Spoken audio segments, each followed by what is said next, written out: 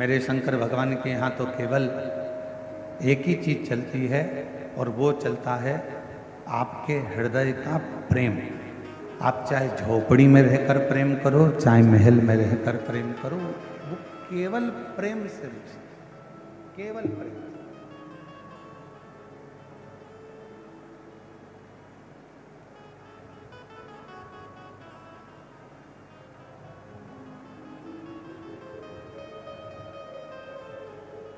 अब यदि सच्चा प्रेम है तो शबरी अम्बा के लिए मेरे राम जी महाराज, किसी ने बड़ा सुंदर कहा कि राम जी रावण को मारने के लिए राम जी वन में गए थे। पर शिव महापुराण की कथा कहती है रावण को तो राम जी अयोध्या में बैठकर भी मार देते। मेरे राम जी रावण को मारने के लिए नहीं, मेरे राम जी तो माँ शबरी को दर्शन देने के लिए वन में गए। माँ शबरी को दर्शन देने।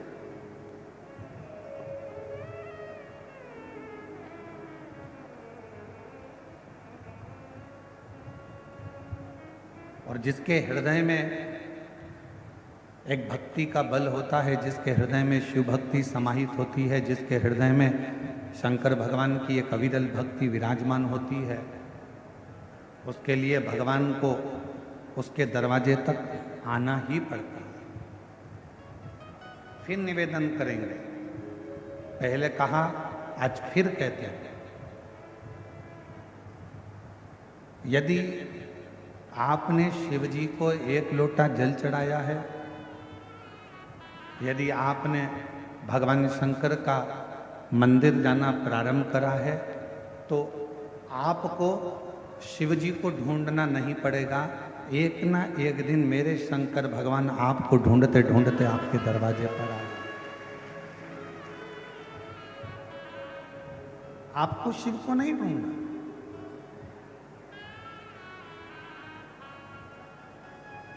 हमारे छत्तीसगढ़ शासन के माननीय मुख्यमंत्री जी की धर्म पत्नी जी के लिए मैं कहूंगा, श्रीमती कौशल्या देवी साहे जी के लिए,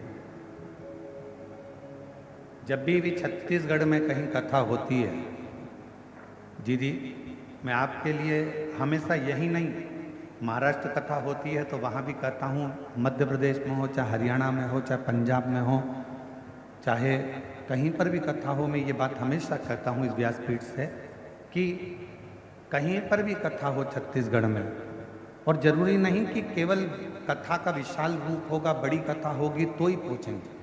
ये दीदी का ऐसा नेचर है, ऐसा स्वभाव है कि प्रत्येक अगर कोई आकर छोटा बच्चा भी कह देता है तो उसके यहाँ भी आकर वो खड़ी हो जाती हैं और कथा का रसतत्व। ये कितना भी ऊंचा सिंहासन क्यों ना हो गया हो, परंतु अपनी हृदय की और अपने संस्कारों की अनुकूलता के साथ चलता। बहुत बहुत साधुवाद है आपके साथ। और यही सरलता होना चाहिए। जैसे मेरे भिलाई की बेटियां, मेरे भिलाई की जीजियां, मेरे भिलाई के जीजा हों, मेरी भिलाई की माताएं, मेरे भिलाई के पुरुष, ये जितने पंडाल में बैठे हुए हैं, आप कथा के पंडाल में, हमें मालूम है कई लोगों ने 5 कथा सुनी होगी, किसी ने 7 कथा सुनी होगी, किसी ने 10 कथा सुनी होगी, किसी ने 8 कथा सुनी होगी, किसी ने 3 कथा सुनी होगी, पर इतना विश्वास जरूर इस व्यासपीठ के माध्यम से सावन की आज सोमवारी है, इस विश्वास के साथ कहता हूं कि जितने लोग दिल से कथा को सुनते हैं, अगली बार फिर जब कथा होगी तो आपकी झोली फिर खुशियों से भरी होगी। ये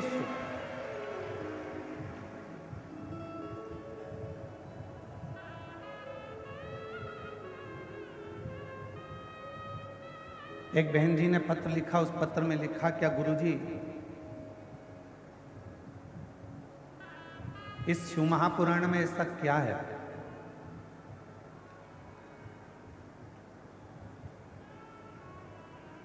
कि दुनिया का व्यक्ति केवल शिव पुराण की कथा में जाकर बैठता है, पंडाल के अंदर, पंडाल के बाहर, टीवी के सामने, मोबाइल के सामने अगर बैठता है और कथा का रसतत्व यदि वो ग्रहण करता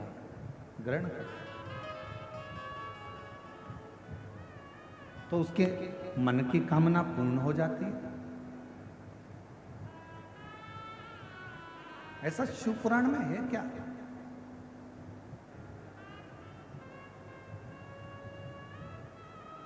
और ये प्रश्न केवल आपका नहीं है, ये प्रश्न स्वयं चंचुला देवी ने भी तुमरुका जी से किया।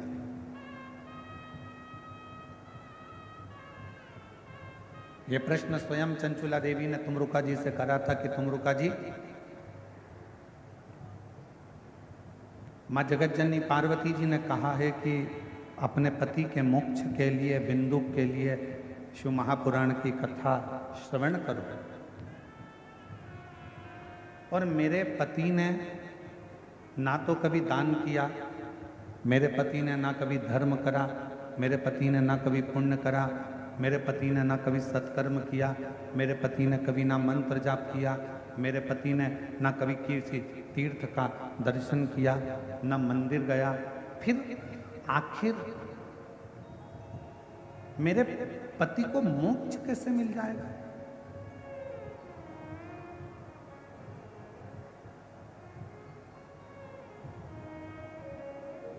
आज हम सुबह जब लिंग पुराण की कथा पढ़ रहे थे तो उसमें एक बड़ी सुंदर बात मिली, और हो सकता है कि वो अब यहाँ कथा से जाने के बाद हम प्रयास करेंगे कि लिंग पुराण की पुस्तक को खोलकर, पुराण को खोलकर एक एक लाइन पर अपनी उंगली चलाते हुए उस बात को आपको भी पढ़ने के लिए हमारे सोशल मीडिया से, हमारे यूट्यूब, फेसबुक पर हम उसको डलवाएंगे। आप पढ़ना, और हम प्रयास करेंगे कि आज ही वो जो हमने पढ़ा है लिंग पुराण में कि किसी ने गलत भोजन कर लिया, किसी ने गलत कर्म कर लिया, किसी ने गलत कार्य कर लिया, गलत भोजन कर लिया, गलत विचार आ गए, गलत सोच आ गई, गलत दृष्टि आ गई, गलत भाव प्रकट हो गया। उसके बाद भी शिव जी को चढ़ाया गया जल, उसके बाद भी भगवान शंकर को चढ़ाया गया जल उसको फल प्रदान कर देता है। शिव जी को चढ़ाया गया जल उसको फल दे रहा है। आज यहाँ से जाने के बाद उस लिंग पुराण का वो चरित्र, लिंग पुराण का वो चरित्र आपको श्रवण करेंगे, पढ़ेंगे। आप भी पढ़ना, हम भी पढ़ेंगे साथ, और हम उसको यूट्यूब पे डालेंगे। आप उसको पढ़ना आज सोमवारी के दिन। आज सावन महीने का विराम का सोमवार है। आज के दिन लिंग पुराण का वो चरित्र आप भी पढ़ेंगे कि कितना सुंदर वर्णन किया। स्वयं चंचुला देवी कह रही हैं तुमरुका जी से कि मेरे पति ने ना कभी दान करा, ना कभी पुण्य करा, ना कभी सत्कर्म करा, ना कभी भजन किया, ना कभी कीर्तन किया, ना कभी मंत्र जाप किया, फिर मेरे पति को आप कह रहे हो कि मोक्ष मिल जाएगा। ऐसे कैसे मिल जाएगा?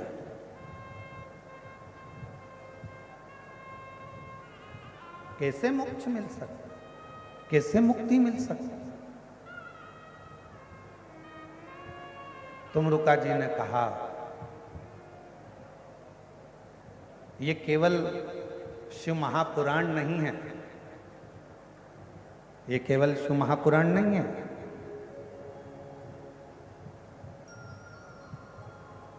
तुमरुका जी कह रहे हैं चंचुला देवी ये केवल शिव महापुराण की कथा नहीं है।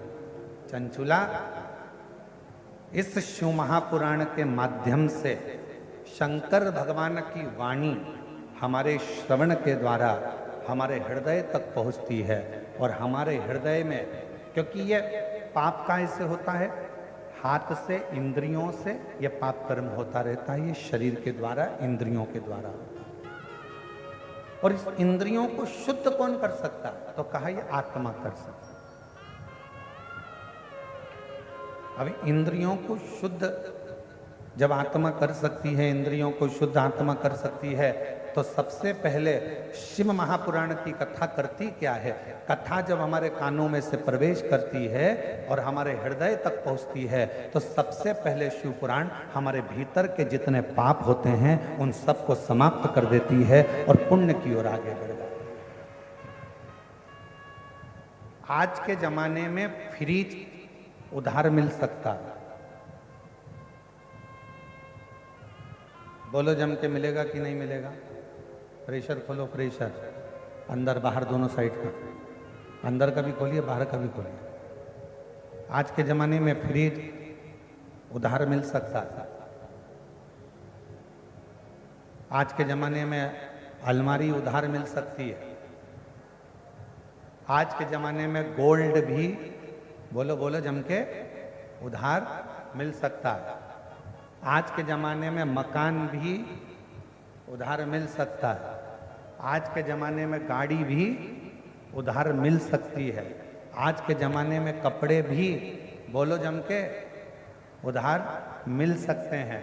आज के ज़माने में किराने का सामान भी उधार मिल सकता है। आज के ज़माने में सब्जी भी उधार मिल सकती है। आज के ज़माने में दूध की थैली हो, चाहे तुम्हारे डेंटिंग पेंटिंग का सामान हो, वो भी उधार मिल सकता है। पर आज के ज़माने में पुण्य कभी उधार नहीं मिलता, पुण्य हमें कमाना ही पड़ेगा।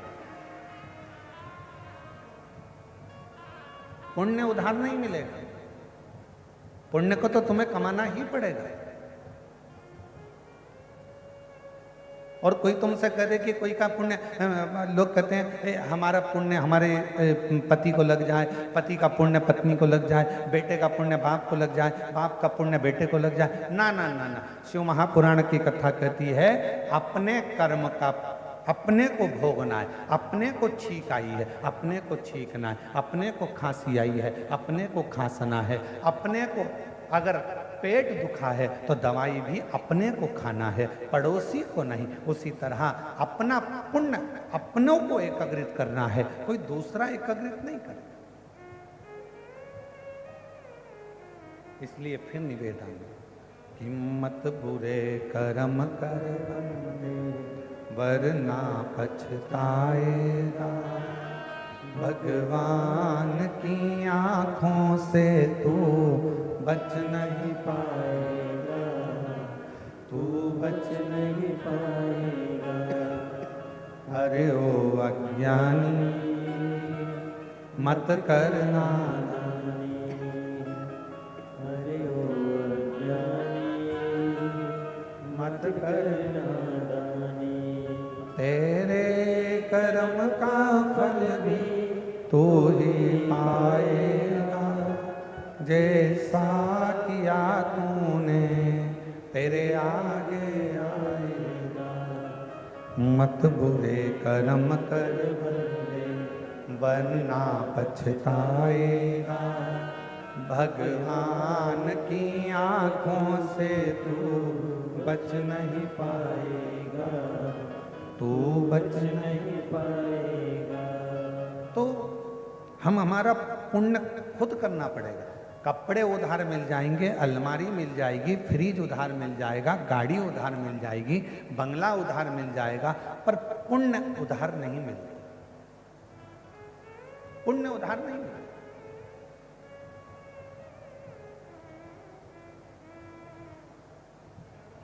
तो माता जी ने लिखा अपने पत्र में कि शिव पुराण में ऐसा क्या है जो दुनिया के लोगों का काम हो रहा है कथा सुनने से?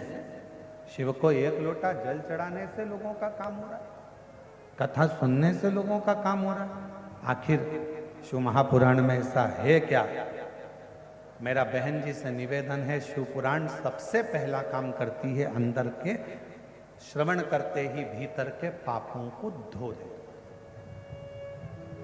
अच्छा, एक प्रश्न करें, आपसे उत्तर दीजिएगा। ए मेरी भिलाई की जीजियों और जीजाओं, बेटियों बेटाओं, सब उत्तर दें। कथा सुनने के लिए जब हम जाते हैं, अब ये पंडाल तो बहुत बड़े बड़े हैं और आप लोग आए भी बहुत सारे हो। कल हमको वो बता रहे थे पुलिस अधीक्षक आदि कि गुरुजी इतना शिवभक्त कथा सुनने के लिए आया है कि ये 5 पंडाल जैसे भरे पड़े हैं ना, इसमें के 15 पंडाल और लगा दिए जाएं और बाहर की पब्लिक को उसमें कर दिया जाए तो भी पंडाल भरे की भरे ही रहे, इतना भर।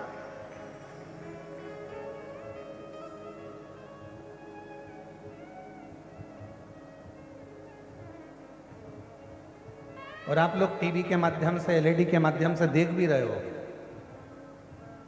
कल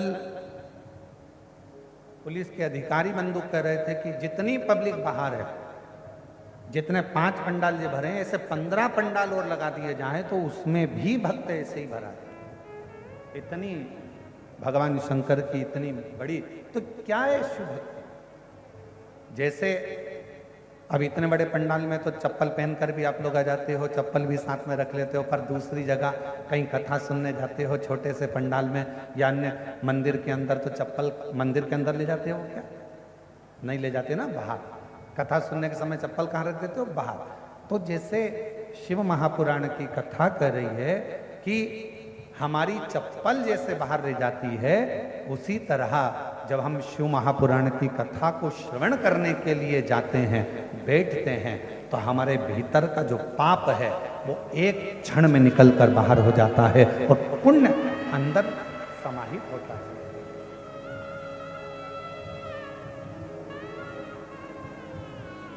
शिव महापुराण में ऐसा क्या है? तो कहा ये अंदर के पाप को धोती है।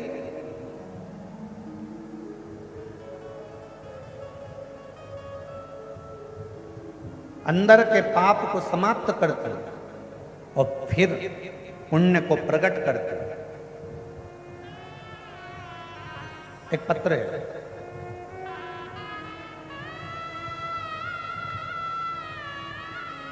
मेरा नाम पिया जाना, मैं भिलाई के बापू नगर खुर्सी पार में रहती हूँ। कहीं बैठी हो, आप ही हैं? एक बार वापिस हाथ हिला दो। आ जाइए, एक बेलपत्र ले जाना, आ जाओ।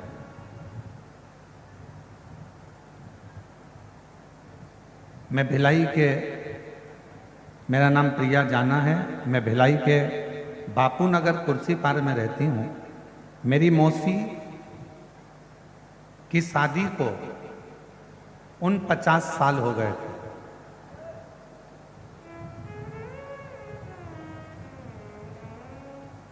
और 49 साल तक उनके घर में संतान नहीं हुई। अब 50 साल जिसकी शादी को हो गए हों, उसके घर में संतान होगी? अरे जम के तो बोलो जरा, आवाज नहीं आई उधर वालों। होगी? हमारे मौसी को 49 साल हो गए थे, उनके यहाँ बच्चा नहीं था और 49 साल में बच्चा नहीं हुआ। मेरी मौसी को सभी जगह के डॉक्टरों ने मना कर दिया था कि बच्चा नहीं होगा। गुरुजी, मैंने मेरी मौसी से कहा, पंडित प्रदीप मिश्रा सीहोर वाले बोलते हैं, आंकड़े के जड़ का कमर में बांधकर पशुपति नाथ का व्रत करो। मेरी मौसी बोली, अब मेरा तो मासिक धर्म भी नहीं आता, तो बच्चा कहाँ से होगा? अब तो मैं मासिक धर्म भी नहीं आता, और मासिक धर्म नहीं आता तो बच्चा कैसे हो सकता?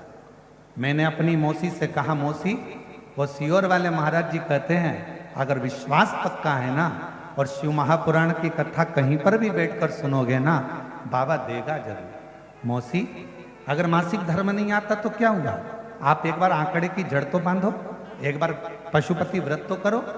और मैं अपनी मौसी को, जिनकी शादी को 49 साल हो गए थे, मेरी मौसी को मैंने आंकड़े की जड़ बंधवाई, पशुपति व्रत करवाया और बाबा की कथा टीवी के सामने बैठकर सुनवाई। बाबा, क्या सही में मेरा शंकर इतना सुनता है? और 50 साल में मेरी मौसी के घर में बाबा की कृपा से 25/7/2025 को 50 साल के बाद संतान की प्राप्ति हुई। शादी के 50 वर्ष के बाद पुत्र की प्राप्ति हुई है।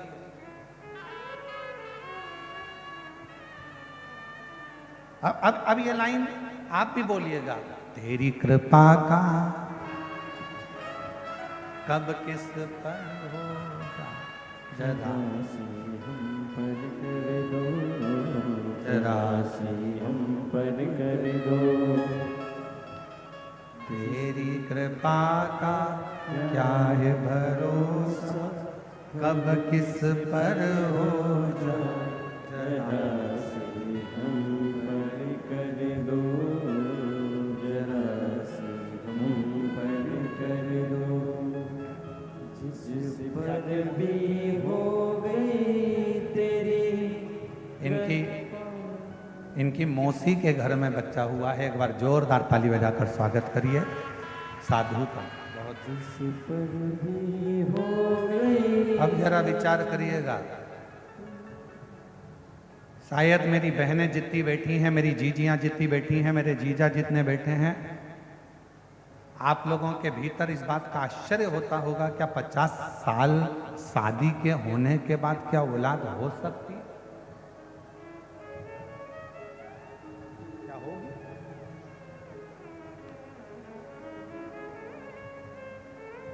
और जिस पर भी हो गई तेरी कृपा करुणा, वो भव पार हुआ, भव पार हुआ। पापी हो चाहे जितना, उसका भी बाबा उद्धार हुआ, उद्धार हुआ। गिद्ध अजामिल गणिका जैसे तेरे मन को भाए, जरा से हम पर कर दो, जरा से हम पर कर दो, तेरी कृपा का क्या है भरोसा, कब किस पर हो जाए, जरा से हम पर कर दो। अब जरा विचार करो, क्या 50 साल में, शादी के 50 साल बाद अगर वो संतान दे सकता है, तो ईमानदारी से शिव महापुरुष की कथा, अगर आपने शंकर भगवान को अपना पिता मान लिया और दिल से कथा के पंडाल में बैठकर यदि कथा सुन ली, तो वो दुनिया का सारा ठाट दे सकता।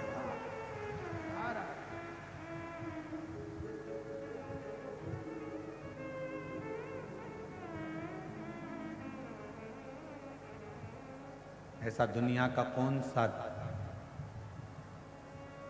दुख है जिसको मेरा शिव नहीं काट सकता? प्रेशर बढ़ाओ, प्रेशर अंदर का। ऐसा दुनिया की कौन सी तकलीफ है, ऐसा दुनिया का कौन सा कष्ट है जिसको मेरा शिव नहीं काट सकता? नहीं काट सकता। दुख, अगर परमात्मा ने दुख दिया है तो दुख कटने का उपाय भी परमात्मा ने दिया।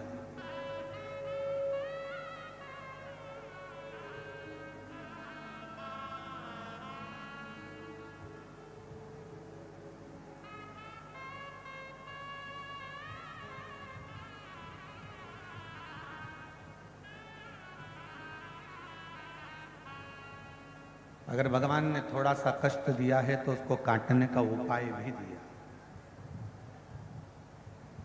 दशरथ जी के घर में जब संतान नहीं हुई,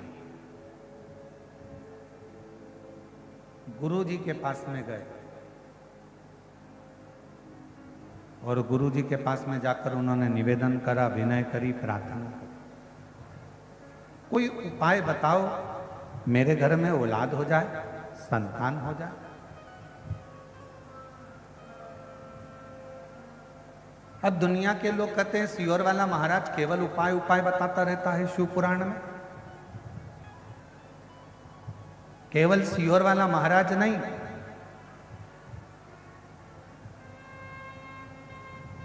त्रेता में श्री दशरथ जी महाराज जी ने भी अपने गुरु जी से उपाय पूछा था कि मेरे घर में औलाद कैसे हो।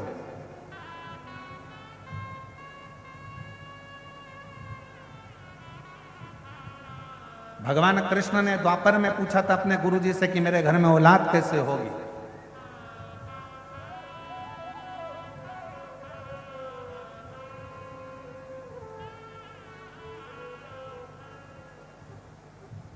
गोपियों ने पूछा था अपने वृद्ध माताओं से, गोपियों से कि हमें कृष्ण कैसे मिल सकते हैं, कैसे प्राप्त हो सकते।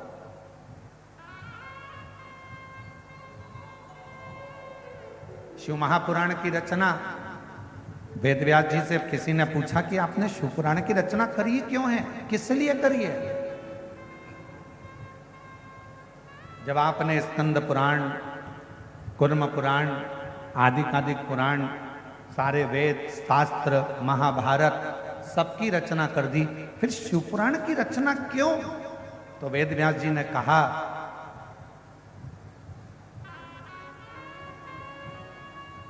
रामचरितमानस मनुष्य को जीना सिखाती है, श्रीमद् भागवत मृत्यु कैसा होना चाहिए ये श्रीमद् भागवत बताती है, और शिव महापुराण की कथा अपने मनुष्य देह में दुख कैसे समाप्त होता है ये शिव महापुराण की कथा बताती है।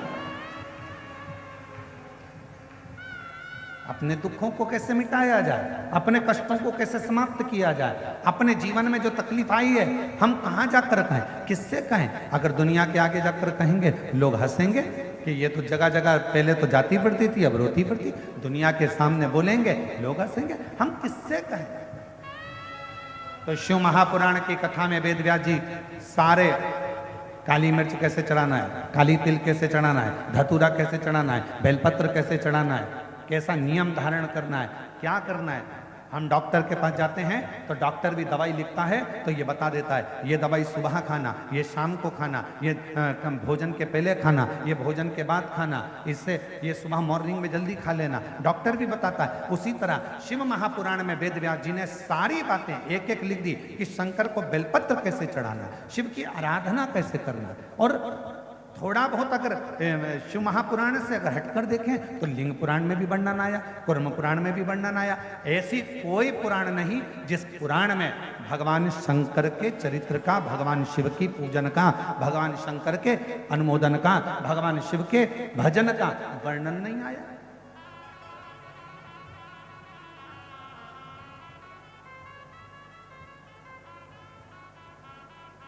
शिव की प्राप्ति है।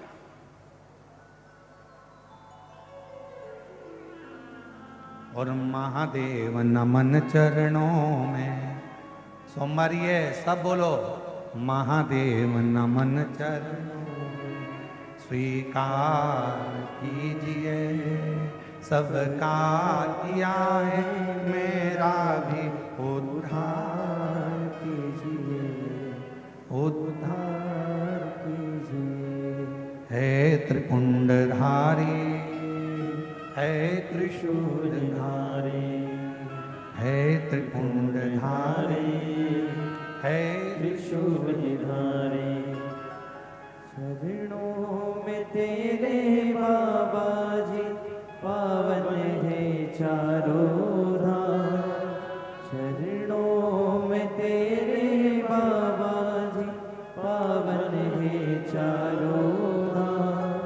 तेरी देव करते वंदना बोलो जय सीताराम, तेरी देव करते वंदना हो जय सीताराम।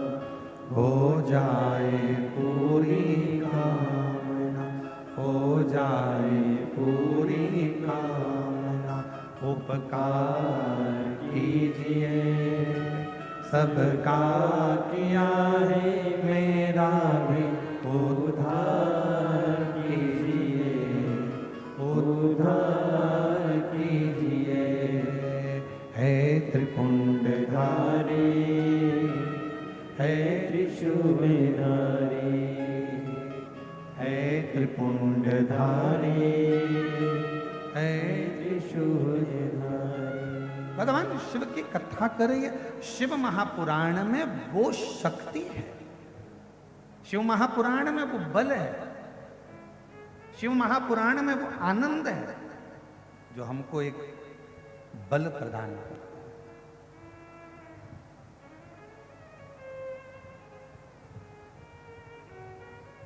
अच्छा, ईमानदारी से किसी डॉक्टर के पास जाकर पूछना,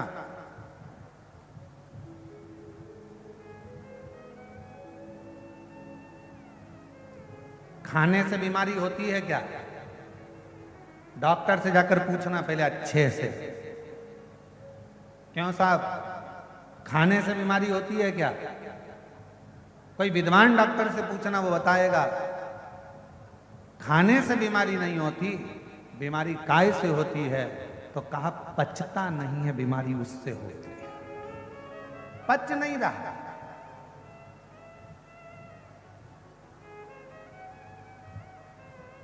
खाने से कभी बीमारी नहीं आती, अंदर जो भोजन गया है वो पचना चाहिए, पचता नहीं है, इसलिए बीमारी पकड़ती रहती है। पेट दुखेगा, कब्ज होगा, फिर अनेक अनेक बीमारियां आने लगेगी। हार्ट पर असर आएगा, कहीं नेत्रों पर असर आएगा, श्रवण शक्ति में असर आएगा, कंठ पर असर आएगा, ऐसे बीमारियां बढ़ती चली जाती है। तो कोई डॉक्टर से जाकर पूछे क्यों साहब खाने से बीमारी आती है? नहीं साहब खाने से तो नहीं आती, पचता नहीं है ना, बीमारी पचे तो नहीं आ सकती, पर पचन शक्ति हमारी समाप्त हो गई। उसी तरह लोग कहें क्यों गुरुजी भगवान कब सुनेगा, भगवान कैसे सुनेगा? मैंने पशुपति व्रत करे, मैंने शंकर जी को 1 लोटा जल चढ़ाया, मैंने शिव जी की आराधना करी, भगवान कब सुनेगा? 1 साल हो गया, 1.5 साल हो गया। हमारा निवेदन है, खाने से बीमारी नहीं आती, पचान नहीं रहे हो इसीलिए बीमारी आ रही है। उसी तरह तुम कथा सुन तो रहे हो, मना नहीं है, पर तुम भगवान से दिल नहीं लगा पा रहे। जिस दिन तुमने दिल लगा लिया उस दिन शिव ने तुम्हारा सुन लिया। जब ये 50 साल की शादी के 50 साल बाद जब भगवान औलाद दे सकता है, शादी के जब 50 साल बाद भगवान पुत्र दे सकता है, तो जरा विचार करिए कि शिव शिव मतलब आप मन नहीं लगा पाए, तन तो लगा लिया, शरीर तो लगा लिया, पहुंच भी गए कथा में। और हम पहले भी कथा में आप लोगों से कहें, आज फिर कहते हैं, भीड़ बढ़ाने के लिए कभी कथा में मत जाओ, भीड़ बढ़ाने के लिए कथा में मत जाओ। हम फिर निवेदन करेंगे, भाव बढ़ाने के लिए, मन को जोड़ने के लिए, शिव को पाने के लिए शिव महापुराण की कथा में जाओ। भीड़ बढ़ाने से क्या मतलब? तुम्हारी जितनी जितनी भीड़ बढ़ती चली जा रही है, सोच सोच कर आश्चर्य हो रहा है। हर कथा में ऐसे ऐसे पंडाल, अब यहाँ तो देखो तो ये दया सिंह जी ने 5-5 पंडाल लगवा दिए।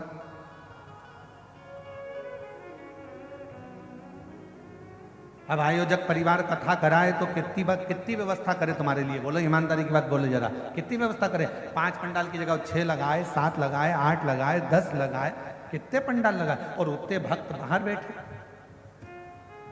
फिर इतने भक्तों की भोजन व्यवस्था।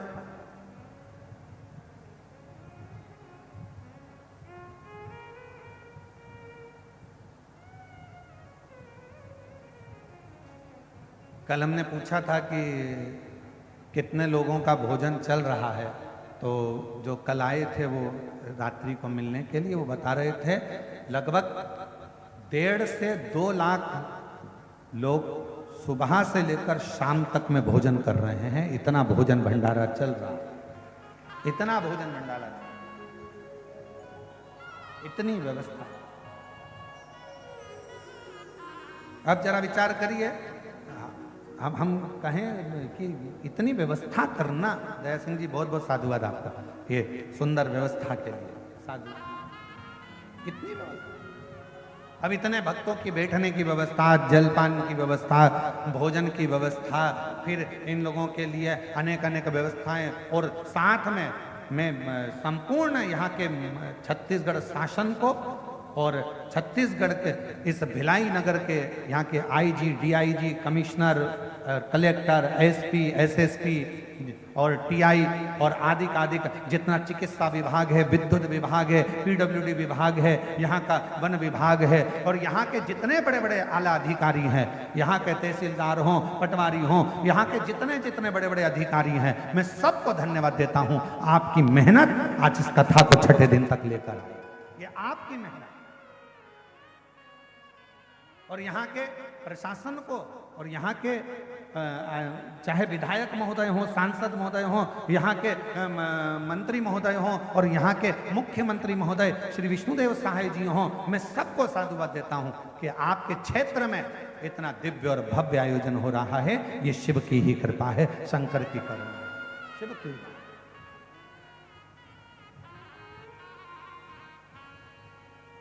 एक हृदय शिव के प्रति कितनी व्यवस्था करेगा, कितनी।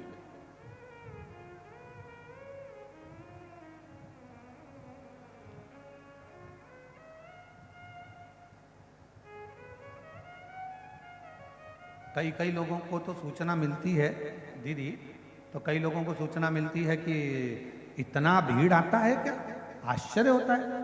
और जब वो पंडाल में पहुंचते हैं और भक्तों को देखते हैं, तब लगता है कि शिव केवल कैलाश पर नहीं है, शिव केवल काशी में नहीं है, शिव केवल उज्जैनी में नहीं है। जब यहाँ के भक्तों को देखा जाता है, तब लगता है शिव सबके दिल में विराजमान है, सबके हृदय में विराजमान, सबके। और शंभु शरणे पड़ी मांगू घड़ी, दुख काटो दया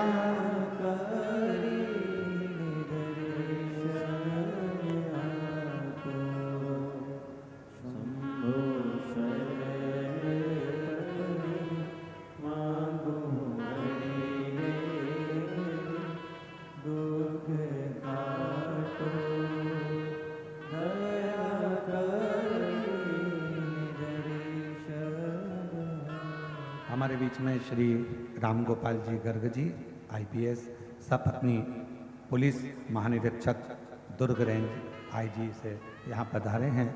मैं आमंत्रित करता हूँ कि आप आकर व्यासपीठ का पूजन करें। एक बार जोरदार ताली बजाकर उनका साधुवाद। जो इतने बड़े औहदे पद पर होने के बाद भी अपने संस्कारों में समावेशित हैं, आनंदित हैं, और वही आनंद के साथ इस व्यासपीठ का पूजन भाव के साथ में करने के लिए पधार रहे हैं। एक बार जोरदार ताली बजाकर उनका साधुवाद। शंभु शरणे मांगू घड़ी रे, दुख काटो दया करी दर्शन आपो।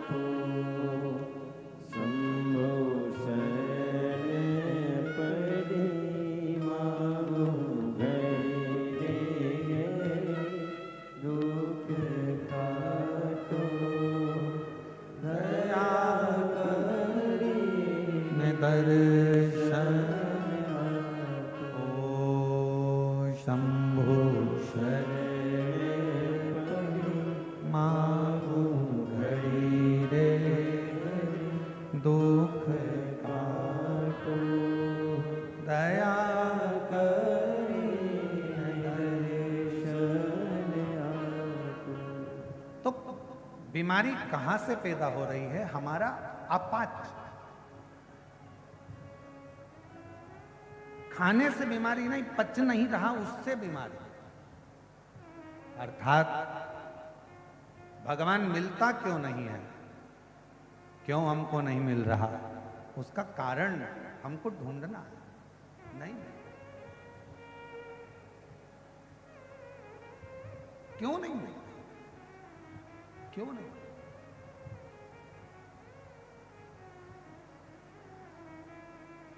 शिव कथा कह रही है, भगवान शंकर का चरित्र कह रहा है, तुमरुका जी का चरित्र कह रहा है। और तुमरुका जी स्वयं चंचुला देवी से कहते हैं, चंचुला शिव पर विश्वास, शिव पर भरोसा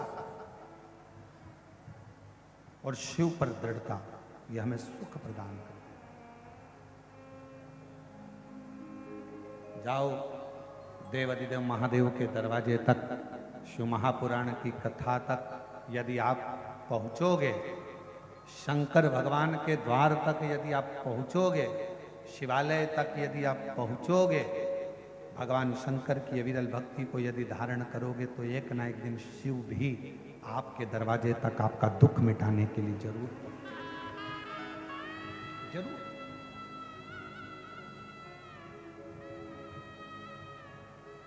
लिंग पुराण के अंदर आता है कि व्यक्ति ने अपने जीवन में कैसा भी कर्म किया हो, पर शिव की आराधना, आज उसका स्मरण करेंगे अपन शाम को, शिव आराधना यदि करी है तो उसका फल मिलता है। कोई पिछले जन्म के अच्छे कर्म मुझे बाबा तेरा साथ मिला, कोई पिछले जन्म के अच्छे कर्म मुझे बाबा तेरा साथ मिला। जहाँ सारी दुनिया झुकती है, जहाँ सारी दुनिया झुकती है, मुझे वो आली दरबार मिला, दरबार मिला। कोई पिछले जन्म के अच्छे कर्म मुझे बाबा तेरा साथ मिला, कोई पिछले जन्म के अच्छे कर्म मुझे बाबा तेरा साथ मिला। जहाँ सारी दुनिया झुकती है, जहाँ सारी दुनिया झुकती है, मुझे वो आली दरबार मिला, दरबार मिला। कोई पिछले जन्म के अच्छे कर्म मुझे बाबा तेरा साथ मिला, कोई पिछले जन्म के अच्छे कर्म मुझे बाबा तेरा साथ मिला। कोई हमारा पूर्व का पुण्य होगा, शिव भक्ति में जो लगे,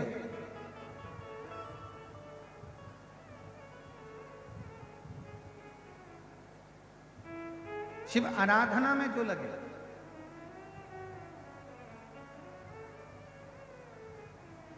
अंधकासुर मां जगत जननी जगदम्बा ने अपनी गोदी में लेकर कहा कि ये मेरा पुत्र है, मना कर दिया शिव जी, इसको समुद्र में डालना, इसका कोई काम नहीं, समुद्र में डालो इसको। एक प्रहलाद और एक अंधकासुर, ये दो हैं।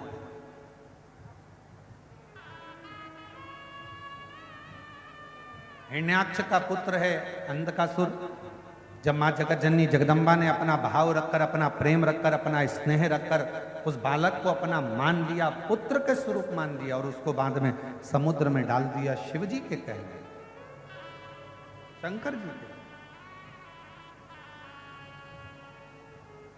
और समुद्र में डाला, और वह बालक समुद्र के अंदर हिरण्याक्ष के पास में आ गया।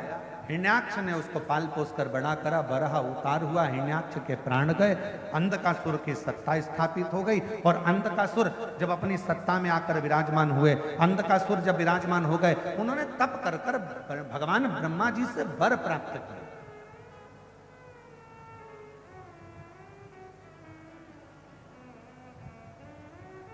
और फिर निवेदन करें, अभी कथा में कहा था फ्रीज उधार मिल जाएगा, कपड़े उधार मिल जाएंगे, जेवर उधार मिल जाएंगे।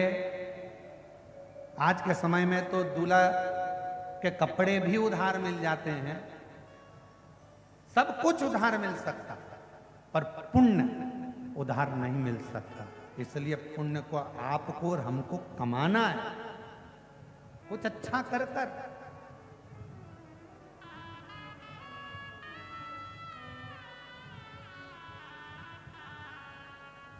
कुछ अच्छा कर्म कर कर।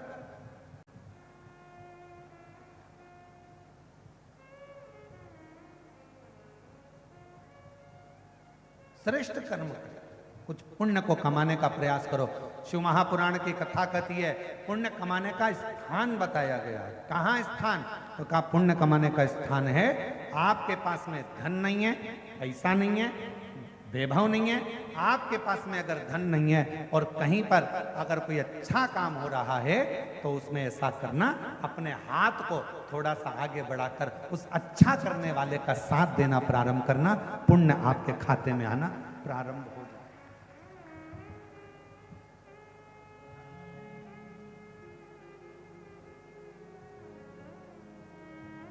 ये सीधा हाथ, ये उल्टा हाथ, इसका नाम ही उल्टा हाथ है, लेफ्ट हैंड, इसका हाथ ही, इसका नाम ही उल्टा है। जो भी यज्ञ करते हो कौन से हाथ से करते हो? जम के बोलो जरा, आवाज नहीं आ रही है, जम के बोलो। सीधे हाथ से। भोजन सीधे हाथ, पुण्य सीधे हाथ, दान सीधे हाथ। एक बार ये उल्टा हाथ गुस्सा हो गया, इसको बहुत गुस्सा आ गया और ये सीधे भगवान के पास पहुंच गया। भगवान से जाकर कहा भोलेनाथ जी, भोलेनाथ जी, भोलेनाथ जी। शंकर जी ने पूछा क्या हो गया? कहा मुझे पैदा ही काहे को करा है? जब सब काम इसी हाथ से होना है तो मुझे पैदा क्यों करा? शंकर भगवान ने कहा हुआ क्या ये तो बता। लोग दान करते इससे, भोजन करते इससे, पुण्य करते इससे, माला जपते इससे, सारा यज्ञ करते इससे, मेरे को पैदा ही क्यों करा? इससे तो नहीं देते तो अच्छा था। भगवान ने कहा चाहता क्या? तो कहा मैं भी पुण्य करूं। शंकर भगवान ने कहा तेरे खाते में पुण्य नहीं है, तू पुण्य नहीं कर पाएगा, तो कुछ तो उपाय बताओ। अब शंकर जी की कथा उपाय बताती है तो कि शंकर जी उपाय नहीं बताएंगे? शंकर जी ने कहा एक उपाय है, जब ये सीधा हाथ किसी को दान करे तो तू इसको टच कर लेना, और तूने अगर इसको टच कर लिया तो इसका पुण्य का हिस्सा तेरे खाते में जाना चालू। अब इस लेफ्ट हैंड ने, ये उल्टे हाथ ने अच्छा काम करना प्रारंभ कर दिया और उल्टे हाथ ने एक काम करा। यज्ञ करता तो उल्टा हाथ लगा लेता, भोजन कराता, पानी पिलाता, उल्टा हाथ आगे हाथ लगा लेता, और जैसे जैसे उल्टा हाथ इसको स्पर्श करता जाता वैसे वैसे उसका इस हाथ का पुण्य इस हाथ में आना प्रारंभ हो गया, इस हाथ का पुण्य इस हाथ में आना प्रारंभ हो गया, और धीरे धीरे पुण्यवान ये हाथ भी हो गया, ये हाथ भी पुण्यवान हो गया, पुण्य इसके भी खाते में।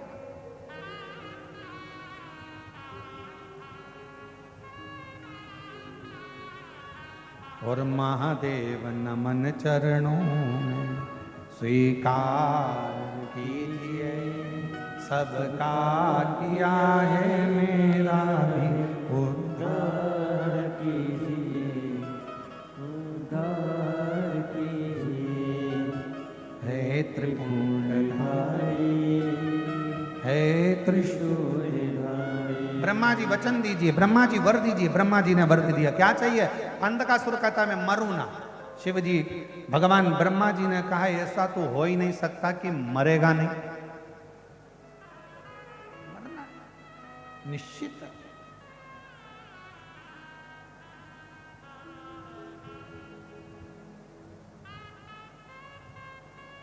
बीमार पड़े हो कहीं मत जाओ, बीमारी में सबसे पहले डॉक्टर के पास जाओ।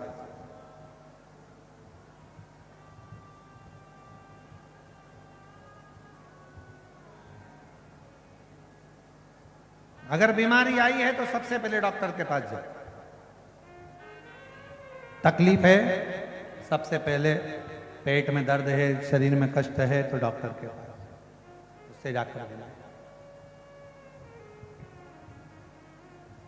दवाइयां दे, शिव जी का नाम लो, विश्वास अपने भीतर पक्का करो।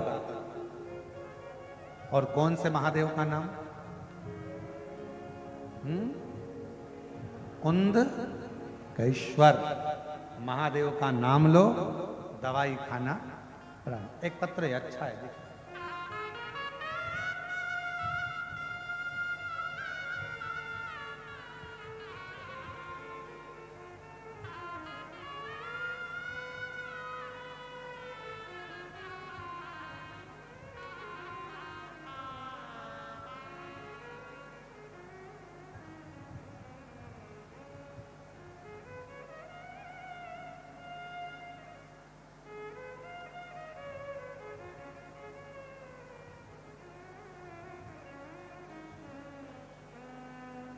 मैं ममता सोनी, पति श्री जनार्दन प्रसाद सोनी, ग्राम जेवरा,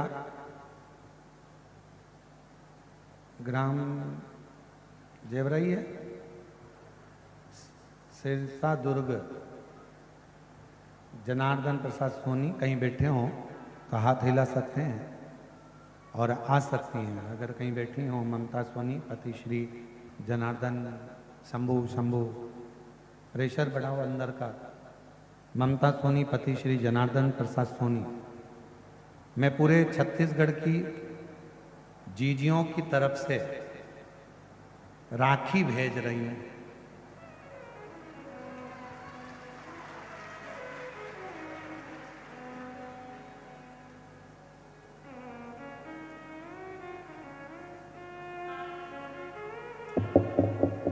मिल गई, प्राप्त हो गई, शिव जी को चढ़ा भी दी।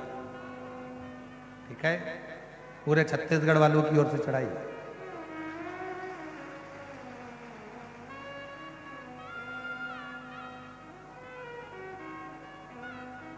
अब 31 लाख का गिफ्ट कौन देगा?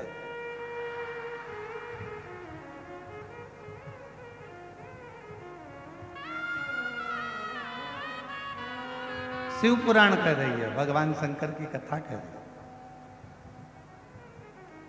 पूरे छत्तीसगढ़ की जीजियों की तरफ से राखी भेज रही हूं भैया, स्वीकार करना।